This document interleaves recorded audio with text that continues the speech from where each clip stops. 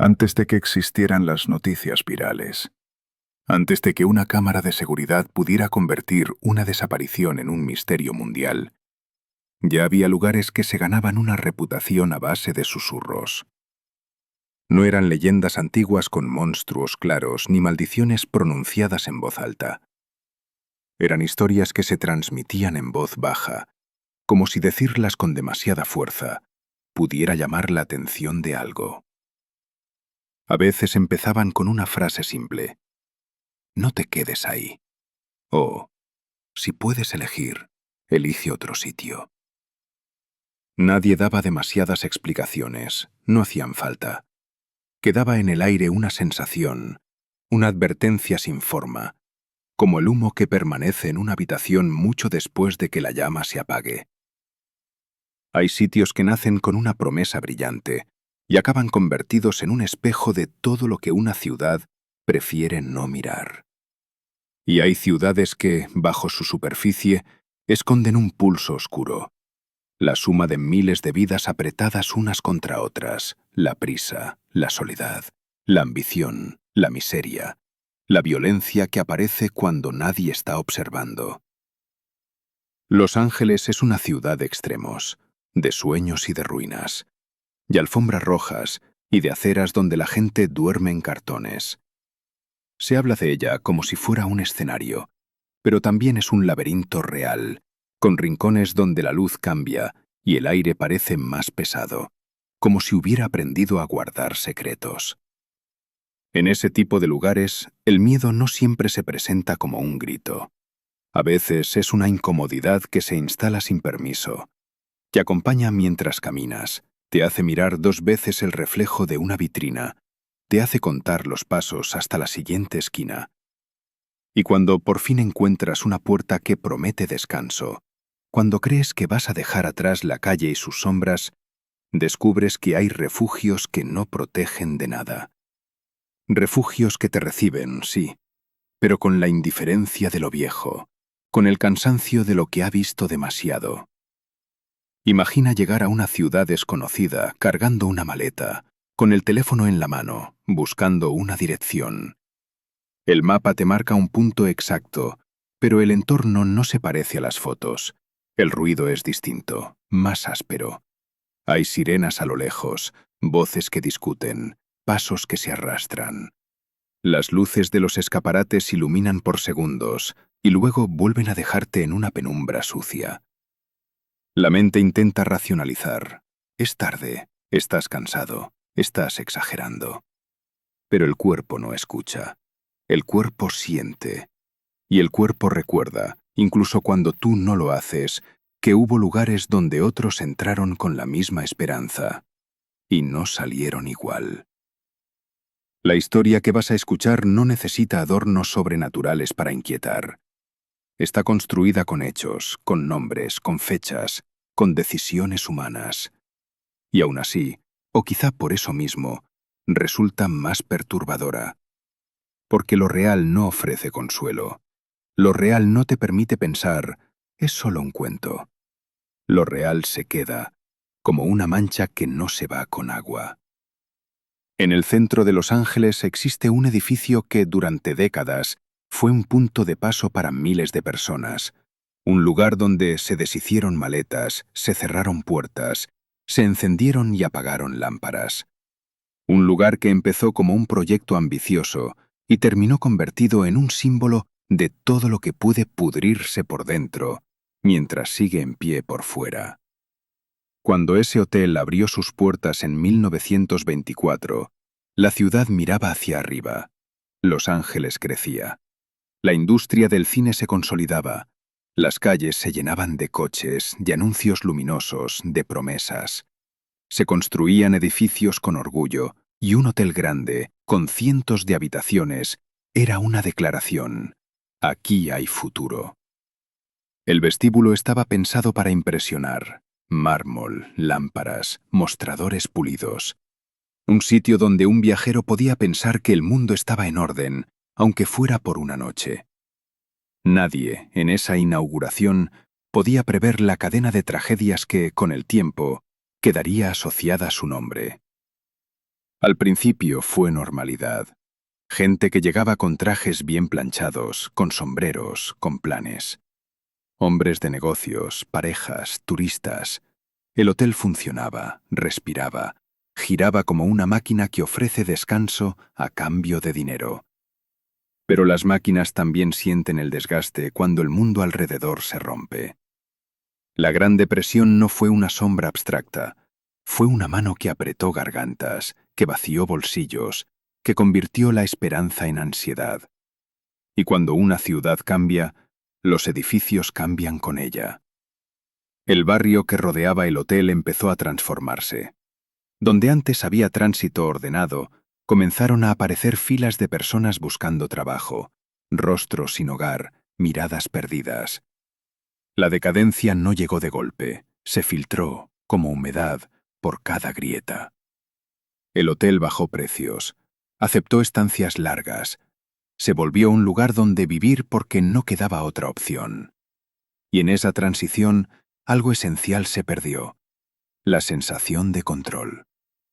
Un hotel de paso es un lugar con reglas claras. Un hotel convertido en refugio permanente es otra cosa. Fue entonces cuando apareció la primera muerte claramente documentada. Una de esas que quedan registradas en archivos oficiales y que con el tiempo se convierten en el inicio de una lista demasiado larga. En 1931, un huésped subió a uno de los pisos superiores, abrió una ventana y se lanzó al vacío. En aquel momento, el suceso fue atribuido a la desesperación propia de la época. La Gran Depresión había empujado a miles de personas al límite, y la idea de que alguien decidiera terminar con su vida no parecía extraordinaria. Sin embargo, lo inquietante no fue ese primer caso, sino lo que vino después. A lo largo de los años siguientes, el mismo patrón comenzó a repetirse. Personas que llegaban solas, que se registraban en el hotel y que días después eran encontradas sin vida o desaparecían dejando atrás habitaciones silenciosas.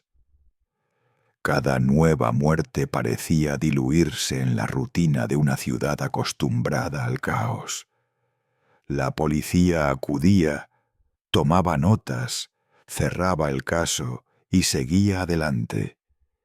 Pero el edificio permanecía, y con cada tragedia el Cecil acumulaba algo que no figuraba en los informes: una reputación. No una fama inmediata, sino un murmullo persistente, un comentario entre taxistas, una advertencia entre vecinos, una sensación compartida por quienes habían pasado demasiado tiempo allí. El hotel empezaba a ser visto como un lugar donde la gente iba a romperse. Con el deterioro del barrio, el Cecil se convirtió en un punto de encuentro para personas al margen del sistema. El precio bajo de las habitaciones y la escasa supervisión permitían una mezcla peligrosa de huéspedes.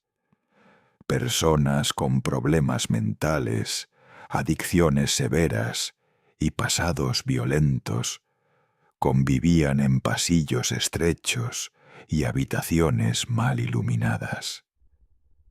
El edificio ya no ofrecía descanso, ofrecía anonimato. Y el anonimato es un terreno fértil para el desastre. Las discusiones nocturnas, los gritos apagados y las sirenas ocasionales se volvieron parte del paisaje sonoro del hotel. Durante las décadas siguientes, la violencia adoptó nuevas formas.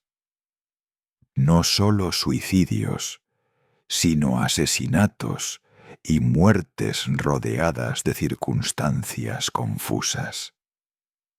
El Cecil empezó a aparecer con frecuencia en informes policiales, siempre asociado a escenas difíciles. Los empleados aprendieron a no sorprenderse, a no hacer demasiadas preguntas y a mantener una distancia emocional que les permitiera seguir trabajando.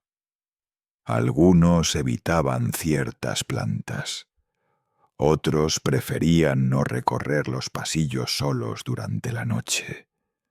No hablaban de fantasmas, hablaban de una sensación constante de tensión, como si el edificio nunca estuviera completamente en calma. La situación alcanzó un nuevo nivel cuando se supo que algunos asesinos en serie se habían alojado allí. Richard Ramírez, conocido como el acechador nocturno, utilizó el hotel como base durante una etapa de sus crímenes. Entraba y salía sin llamar la atención, mezclándose con otros huéspedes, aprovechando el caos del lugar. Años después, otro asesino, Jack Unterweger, también se hospedó en el Cecil. Dos nombres distintos, dos épocas distintas, el mismo edificio. Para muchos aquello dejó de parecer una coincidencia. Con el paso del tiempo, el hotel quedó definitivamente marcado. No era solo un edificio viejo en una zona complicada, era un símbolo de abandono. Las paredes parecían absorber las historias de quienes pasaban por allí, como si cada tragedia dejara un rastro invisible. Los huéspedes hablaban de noches interminables, de ruidos inexplicables y de una incomodidad que no desaparecía ni siquiera con las luces encendidas. El Cecil seguía funcionando, seguía recibiendo personas, pero ya nadie podía ignorar que algo, en su interior, llevaba décadas descomponiéndose lentamente. Con el paso de los años, el Hotel Cecil dejó de ser simplemente un lugar problemático para convertirse en una referencia silenciosa dentro de la ciudad. No aparecía en folletos turísticos ni en recomendaciones, pero su nombre circulaba entre policías, trabajadores sociales y personas que conocían bien la zona. Era un edificio al que se acudía cuando no quedaban muchas opciones, un punto final para trayectorias que ya venían rotas. Esa condición lo transformó en un espacio donde la desesperación se concentraba y se amplificaba. Cada nuevo huésped llegaba con su propia historia, pero el entorno hacía que todas parecieran empujar en la misma dirección. La arquitectura del hotel contribuía a esa sensación. Pasillos largos, iluminación irregular, puertas que se cerraban con un sonido seco y ascensores antiguos que parecían detenerse unos segundos de más entre plantas. Durante el día, el movimiento constante ocultaba parte de esa incomodidad, pero por la noche el edificio cambiaba. El silencio se volvía más espeso y cualquier ruido destacaba de forma exagerada. Muchos huéspedes aseguraban que dormir allí era difícil, no por el ruido exterior, sino por una inquietud persistente que no sabían explicar. Los empleados también desarrollaron una relación particular con el lugar. Para algunos, el Cecil era simplemente un trabajo duro en una zona complicada. Para otros, era un sitio que parecía absorber energía. Había quienes relataban fallos eléctricos inexplicables, ascensores que se activaban solos o llamadas desde habitaciones que, al revisarlas, estaban vacías. No todos creían que aquello tuviera un origen paranormal, pero casi todos coincidían en que el ambiente del hotel era distinto al de cualquier otro en el que hubieran trabajado.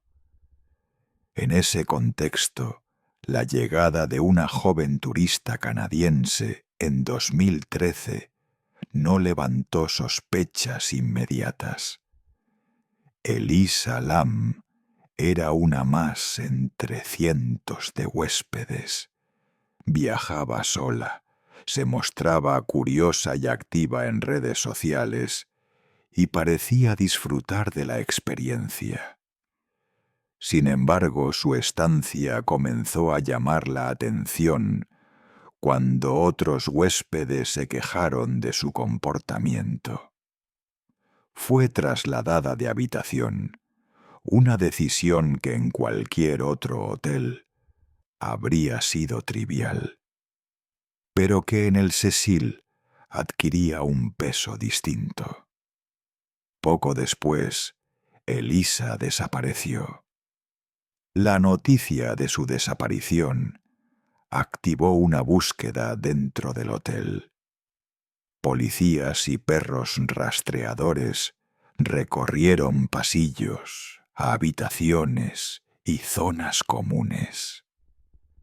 El edificio, con su tamaño y complejidad, parecía tragarse cualquier pista. No había señales claras de que Elisa hubiera salido. Sus pertenencias seguían en la habitación.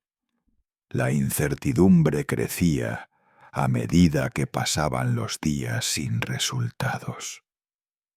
La publicación del video de la cámara de seguridad del ascensor cambió por completo la percepción del caso.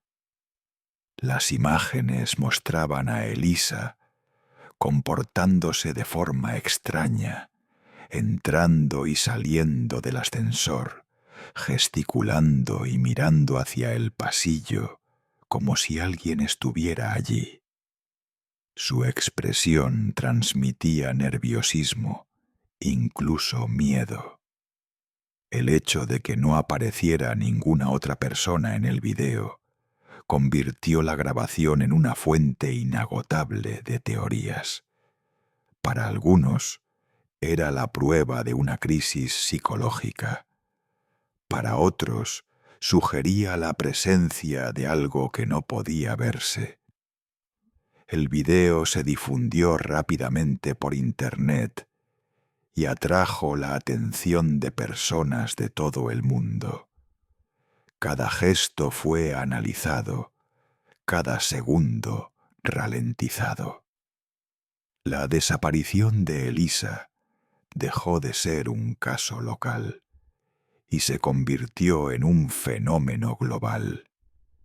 Y mientras tanto, el Hotel Cecil volvía a ocupar el centro de una historia inquietante, reforzando la idea de que aquel edificio parecía estar destinado a ser escenario de tragedias difíciles de explicar. La búsqueda de Elisa Lam terminó de la forma más perturbadora posible, no con una explicación clara, sino con un hallazgo que dejó más preguntas que respuestas.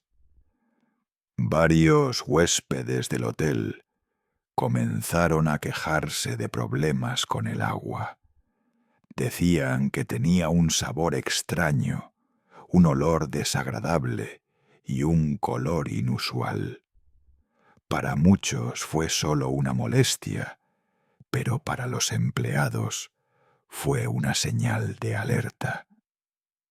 Al subir a la azotea para revisar los tanques de agua que abastecían al edificio, descubrieron algo que nadie estaba preparado para ver. Dentro de uno de los tanques se encontraba el cuerpo de Elisa. La noticia se extendió rápidamente y provocó una reacción inmediata de horror. No solo por la muerte en sí, sino por las circunstancias. El acceso al techo estaba restringido. No era un lugar al que los huéspedes pudieran llegar fácilmente. Las tapas de los tanques eran pesadas y requerían fuerza para abrirse. Además, no existían grabaciones que mostraran cómo Elisa había llegado hasta allí. La autopsia concluyó que no había signos claros de violencia física y determinó que la muerte había sido accidental. Pero esa conclusión no logró calmar las dudas. Para muchos la explicación oficial no encajaba con los hechos conocidos. El caso de Elisa Lam se convirtió en uno de los misterios más debatidos de la era digital. Documentales, artículos, foros y videos analizaron cada detalle una y otra vez. El comportamiento captado en el ascensor, el estado del tanque de agua, la ausencia de testigos y el historial del hotel alimentaron teorías de todo tipo. Algunas se apoyaban en factores psicológicos y médicos, otras en fallos de seguridad, y otras iban más allá, sugiriendo la influencia de algo que escapaba a una explicación racional. El Hotel Cecil, con su pasado cargado de tragedias, parecía reforzar cualquiera de esas chistas interpretaciones. Con el paso del tiempo, el edificio intentó reinventarse. Cambió de nombre, fue objeto de reformas y se anunciaron nuevos proyectos para borrar su reputación. Sin embargo, el peso de la historia resultó difícil de eliminar. Para muchas personas, el Cecil ya no era solo un hotel antiguo, sino un símbolo de abandono, de errores acumulados y de tragedias humanas ignoradas durante demasiado tiempo. Cada intento de renovación parecía chocar con la memoria colectiva que seguía asociando el lugar con el misterio y la muerte. Hoy, el edificio sigue en pie, observando una ciudad que continúa su ritmo frenético a su alrededor. Los coches pasan, la gente camina deprisa y la vida sigue como si nada hubiera ocurrido. Pero quienes conocen su historia saben que no es un lugar cualquiera. Es un espacio donde se cruzaron demasiadas vidas rotas, donde el sufrimiento se repitió con una frecuencia inquietante y donde una joven desapareció dejando una pregunta sin respuesta definitiva. El Hotel Cecil no necesita fantasmas para resultar aterrador. Su verdadero horror está en lo que ocurrió allí, en las decisiones humanas, en el abandono y en los silencios que nunca fueron llenados.